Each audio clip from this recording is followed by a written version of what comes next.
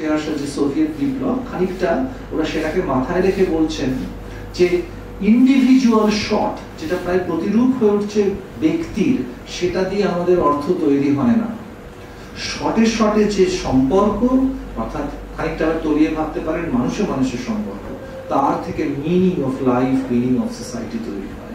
সুতরাং মন্তাজের তত্ত্ব বলছি শট দিয়ে, একটা ইউনিট দিয়ে, কিন্তু আসলে ভাবছি মানুষের কথা। কোথাও একটা বিপ্লবী রাজনীতি থেকে কি তৈরি হচ্ছে তাহলে? ফর্মটা, আঙ্গিকটা।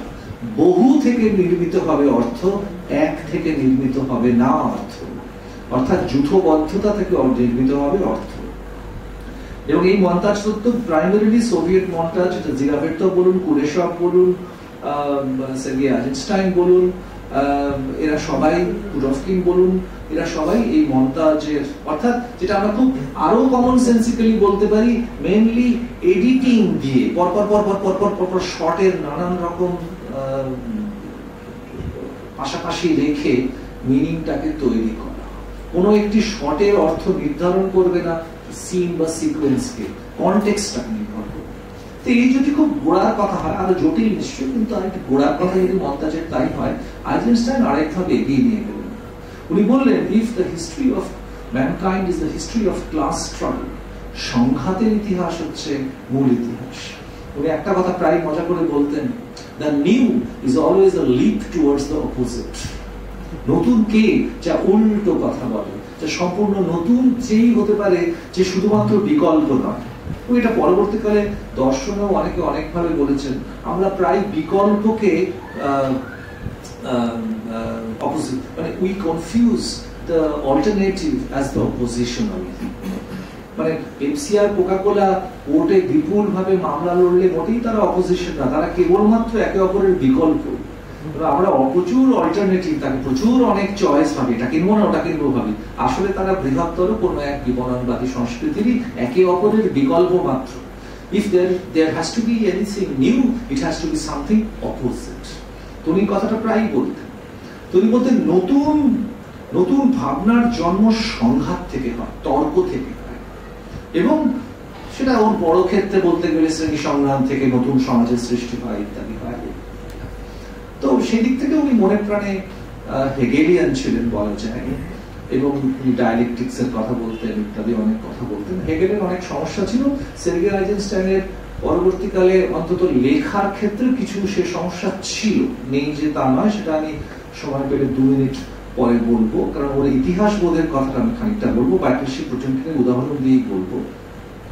কিন্তু এই কনফ্লিক্টের তত্ত্বটা ততক্ষণে দাঁড়িয়ে গেছে, এবং এটাকে উনি আরো বাড়াবেন, করতে করতে করতে করতে যাবেন।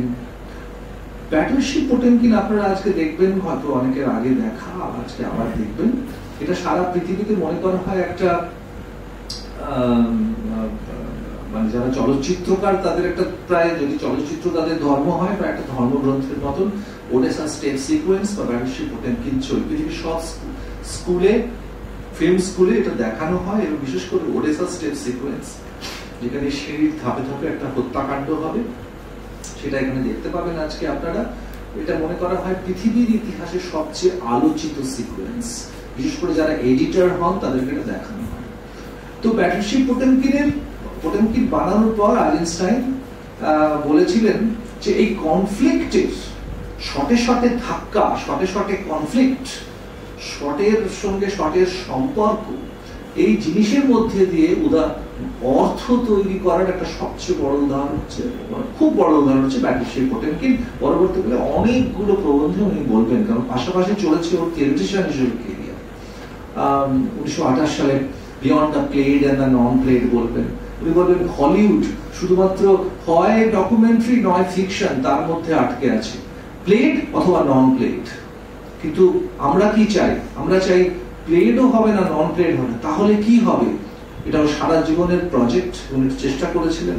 সেটা হচ্ছে এমন কি ফিল্ম হতে পারে যা প্রবন্ধের মতো শুধু আইডিয়াকে কমিউনিকেট করবে, পিওর আইডিয়াস।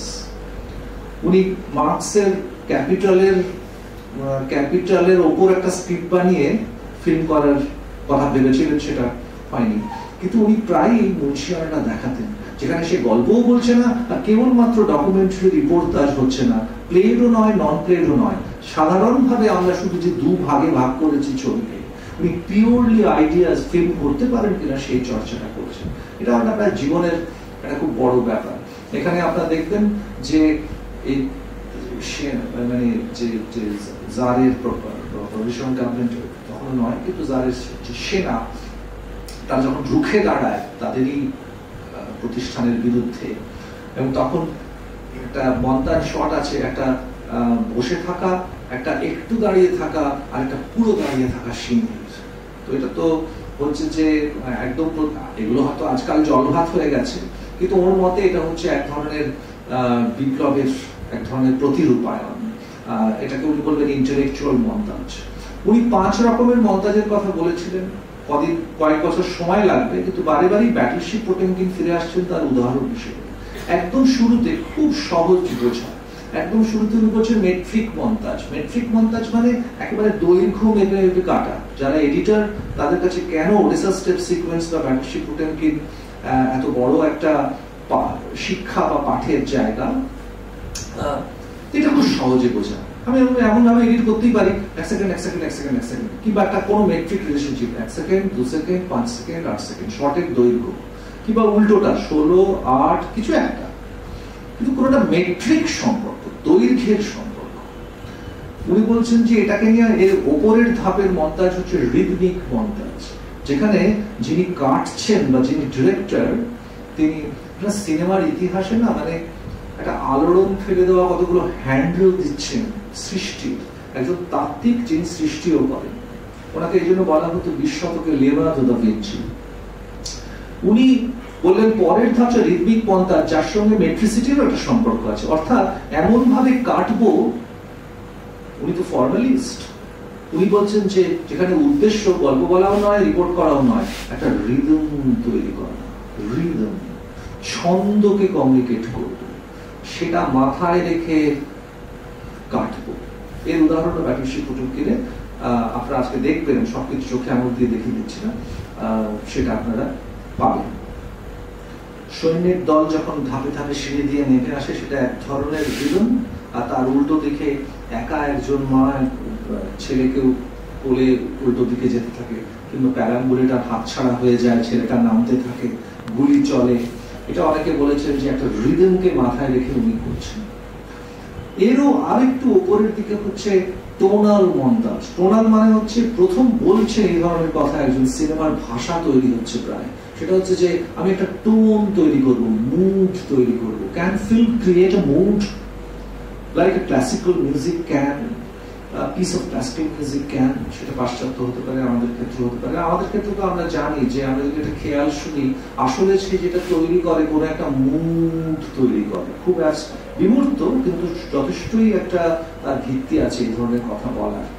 উনি বিদ্রোহের পরের দিনের সকালটা বলেছেন, উনি বলছেন মানে একটা মিস্টি মর্নিং, একটা ঘন কুয়াশাচ্ছন্ন সকাল, আস্তে করে সিগাল গুলো গ্লাইড করছে, তিত্তির করে সমুদ্রটা এরকম একটু একটু করে তার জলটা উপরিভাগে চলকে চলকে পড়ছে।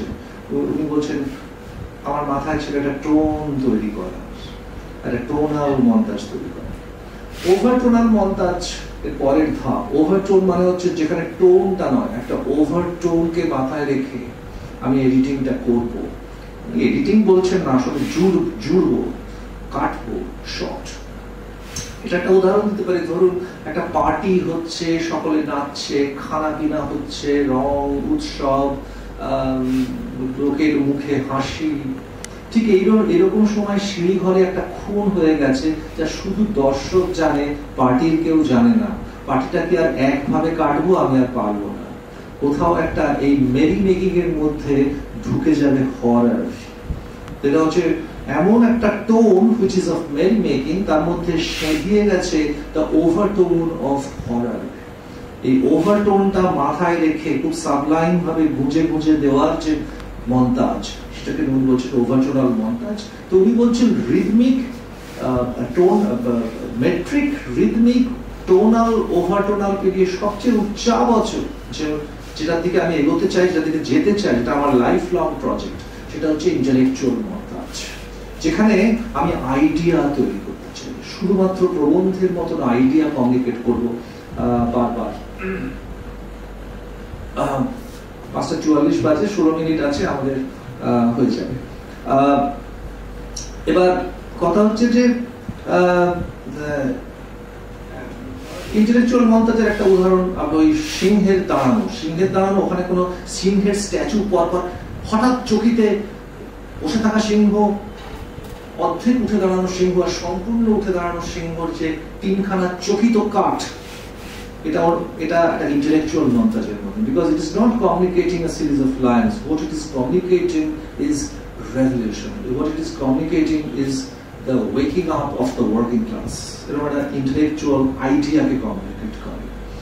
তো আসলে ভাষা নিয়ে কারবার করেছেন যে দৃশ্য শ্রাব্য যে মাধ্যম শুধু দেখার এবং শোনার অথবা গল্প উপভোগ করার মাধ্যম নয়, সবকিছু পেরিয়ে কোথাও পিওরলি আইডিয়া কমিউনিকেট করতে পারি কিনা, হয়তো বা কোথাও একজন চলচ্চিত্রকার সেই অর্থে সাহিত্যিক এই অর্থে যে যেখানে ভাবনার শহীদ হওয়ার যে আকাঙ্ক্ষা বা ইচ্ছে, সেই যে উনি খানিকটা দেখতে চান।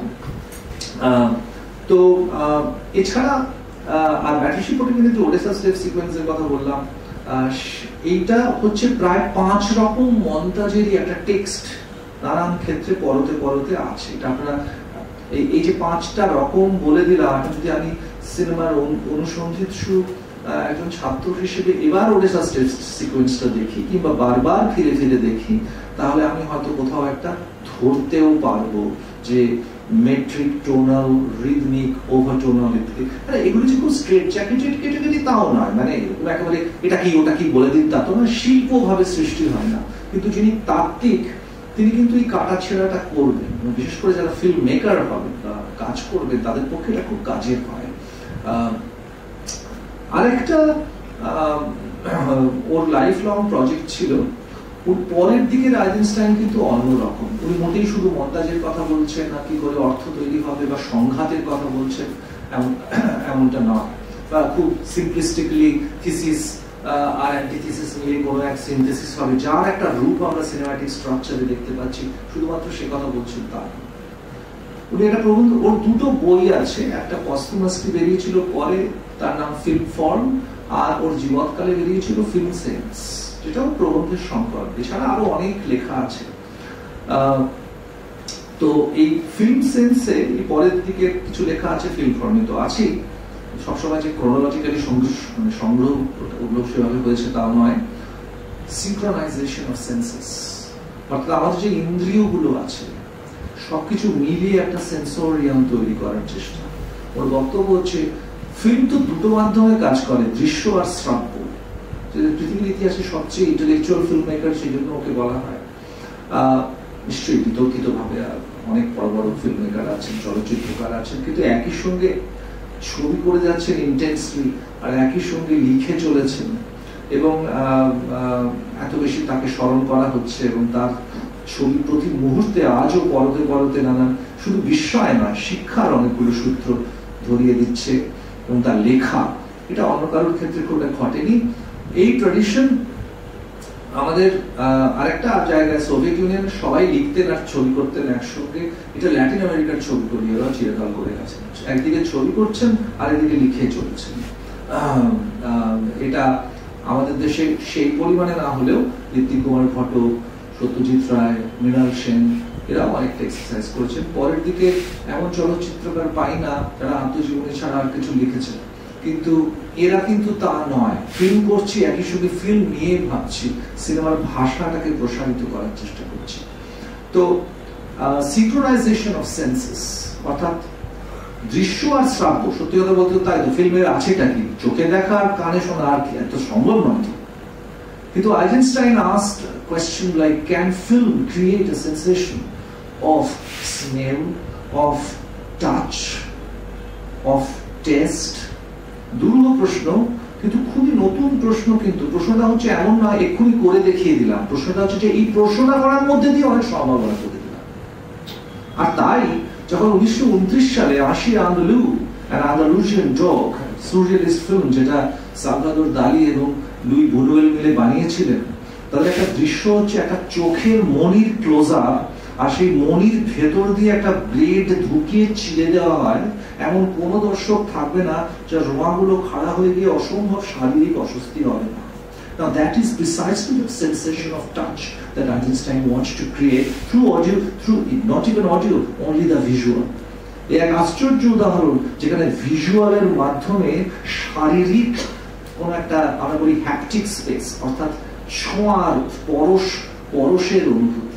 এটা যে একেবারে হয় না তা নয়, দেখবেন অনেকের কাগজ খড়খড় করলে অস্বস্তি হতে থাকে, শরীরের একটা অসম্ভব ভেতরের একটা পাক দিয়ে আসে। So sensory irritations can be created. এরকম আরো অনেক উদাহরণ আছে। আপনারা যদি ইভানস চাইল্ডহুড দেখেন তারকভস্কি, দেখবেন যে একটা কুয়োতে জল আছে, ঠিক আছে, তো ইভান ক্যামেরাটা রাখা আছে জলের কুয়োর ভেতরে, তো ইভান যখন জলটাকে ছুঁয়ে দেয় সারা স্ক্রিন জুড়ে টলটল টলটল করে ওঠে জলটা, আর মনে হয় যেন কিছুটা জল চলকে এসে আমাকে ভিজিয়ে দেয়। It is another example. It's possible because there's somebody called Eisenstein who took birth and who invested intellectually so much into exploring the possibility of creation of the sensation of touch through audio and visual. তো এই অর্থাৎ সিনেমার যে দেওয়া আছে যে ভাষা, যে সীমাটা, যে পরিসরটা, তাকে পেরিয়ে গিয়ে, তাকে ছাপিয়ে গিয়ে অন্য কোনো মাধ্যমে স্পর্শ করা। মিডিয়াম মানে শুধুমাত্র যে আমাকে সীমায়িত করছে আমার সৃষ্টিকে তা নয়, ওই মিডিয়ামের মাধ্যমে আমি অন্য নানান মিডিয়ামকে ছোঁয়ার চেষ্টা করছি। সকল শিল্পী কিন্তু যিনি তার মিডিয়ামের ভেতরে ভেতরে কাজ করেন তা নয়, তারা গড়পড়তা শিল্পী হন, খুব বড় শিল্পীও হতে পারেন, কিন্তু একেবারে প্রবাদ প্রতিম শিল্পী এবং মারাত্মক অর্জন তখনই তৈরি হয় যখন নিজের মাধ্যমটাকে পেরিয়ে চলে যান, তার সীমাগুলোর উপর চাপ সৃষ্টি করে। আমার এক অগ্রজপ্রতিম বন্ধু ছিলেন যাদবপুর বিশ্ববিদ্যালয়ে ইংরেজি পড়াতেন, অমলান দাশগুপ্ত, যিনি ঘটনাচক্রে বলছিলাম একটু আগে যিশু লিখেছেন এই সিরিজে, আমি যেমন আইজেনস্টাইন লিখেছিলাম।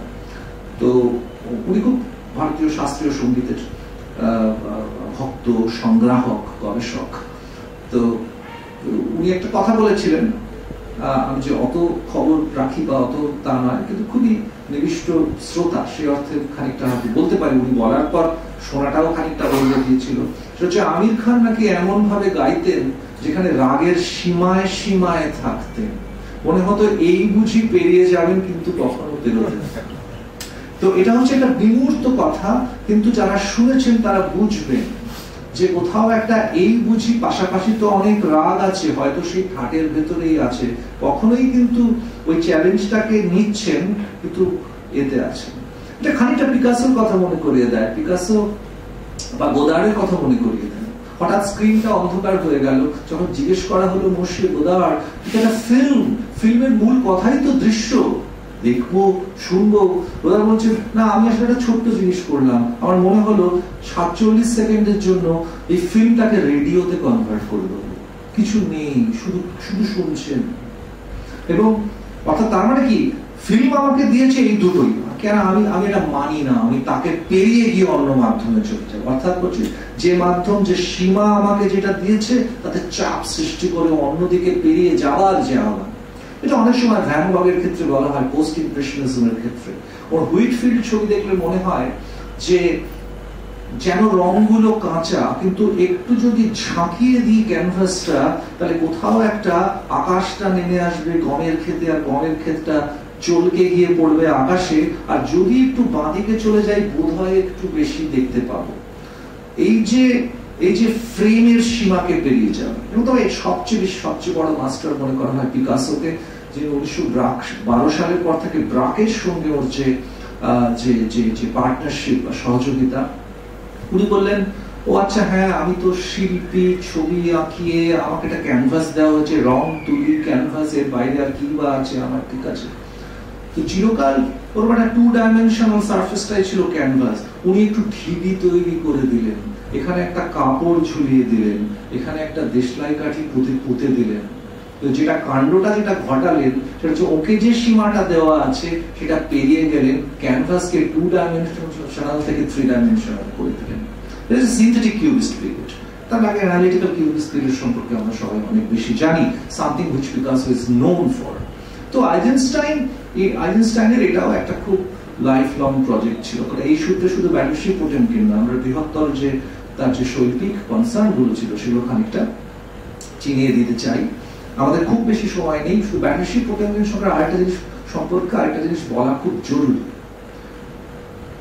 20 বছর আগে নেভাল মিউটিনি হয়েছে, নৌবিদ্রোহ হয়েছে, মোটামুটি প্রায় সকলে জীবিত আছে, মতো স্মৃতি তো একদম সবার কাছে খুব।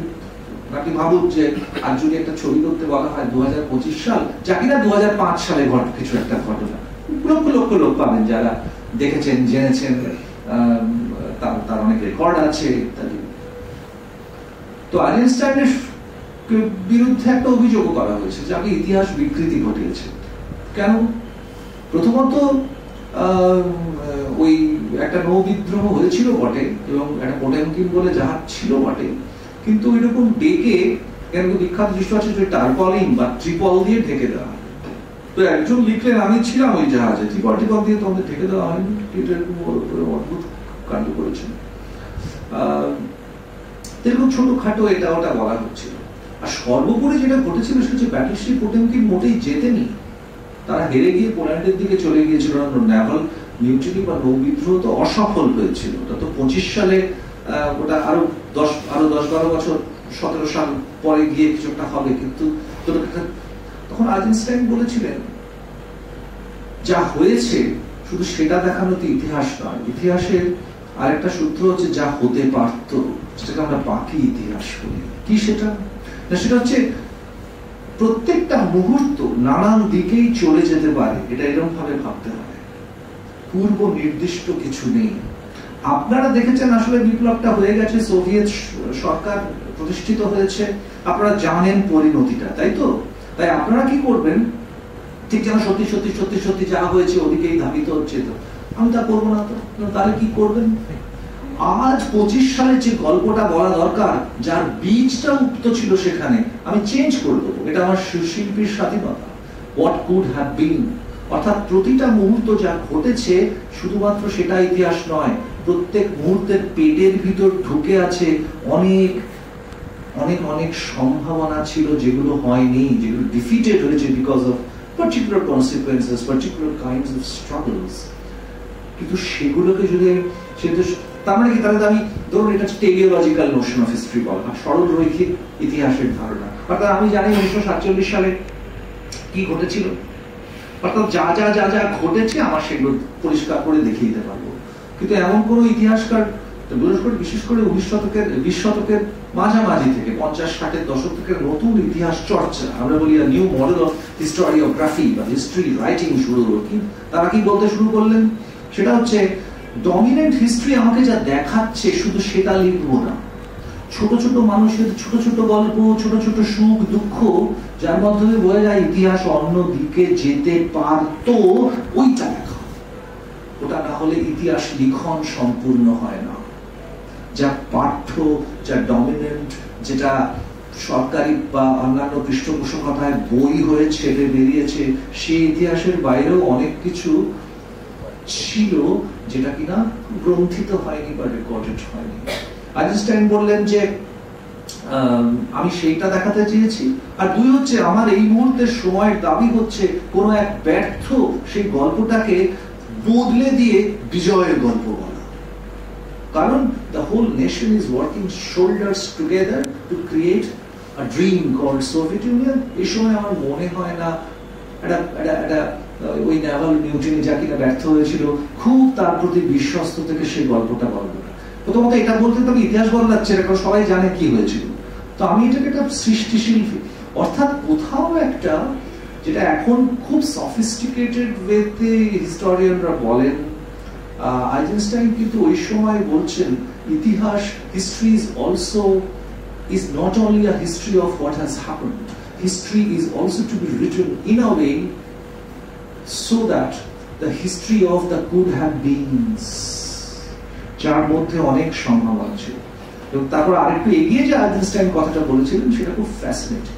তার মানেই হচ্ছে এই যে মুহূর্তটা আপনি বাস করেন, আমাদের সবার কাছে তো কোনো এক বর্তমান সময় আছে। এটা 1970 সালের 5ই অক্টোবরও হতে পারে, 1925 সালের 12ই আগস্টও হতে পারে। এই মুহূর্তে তারা আপনার বিশ্বাস জন্মাবে যেদিকে মনে হচ্ছে যাবেই বলে যেন একটা অবশ্যম্ভাবী রূপ দেওয়া হচ্ছে ইতিহাস গতির, আপনি ভাববেন না আরো 5খানা সম্ভাবনা আছে। Change is possible. এর পেটের ভিতর ঢুকে আছে আরো 4-5টা সম্ভাবনা।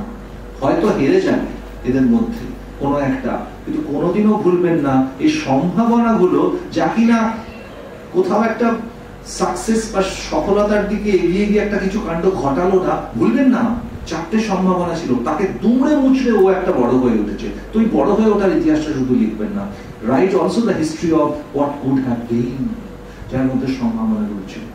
বলেছেন you can only be political when you believe that there are trajectories which are more than what has really happened. যা সত্যি হয় শুধু সেটা নয়, যা হতে পারতো সেগুলোকে স্বীকৃতি দিন। তার ভিতরেই আসলে রয়ে গেছে দলে দেওয়া পিষে দেওয়ার ইতিহাস, তাকে হতে না দেওয়ার ইতিহাস, এইরকম অনেক জিনিস। এবং কোথাও একটা ওর ফ্যান্টাসি, ওর মনে হচ্ছে নেভাল মিউটিনি কে আমি সফল হিসেবে দেখাবো। তো এটা খুব ইন্টারেস্টিং কমপ্লিকেটেড ইতিহাস বোধেরও জায়গা আছে। আইনস্টাইন যেটা নিয়ে খুব একটা আলোচনা হয় না, শুধুমাত্র মন্তাজ এবং এডিটিং টেকনিক এবং ইত্যাদি নিয়ে আলোচনা হয়।